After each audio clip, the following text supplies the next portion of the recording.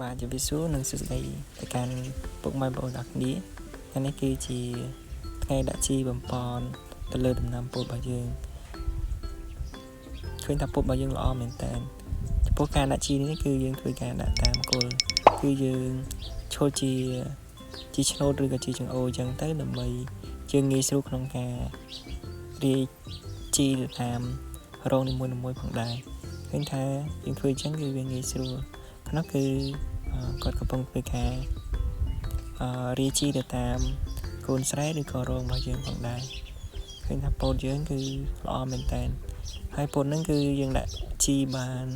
ថ្ងៃនេះគឺដាក់ជីលើកទី2ផងដែរហើយនិយាយទៅពោតនេះគឺល្អមែនតើឃើញការលូតលាស់របស់វាក្រោយពីយើងមើលថែហើយពូនក៏ចូលជំរាបស្មៅអញ្ចឹងពោតនេះគឺពោតយើងធ្វើការដាក់កម្រងក្រោយពីយើងរោយជីរួចគឺបន្តមកទៀតគឺយើងធ្វើការកាយលុបជីដែលយើងបានរាយទៅតាមគល់ហើយបន្តមកទៀតគឺយើងធ្វើការលុបជីរបស់យើងផងដែរដើម្បីកុំឲ្យជីរបស់យើងវាហើរទៅតាមខ្យល់អីចឹងបាទបងប្អូន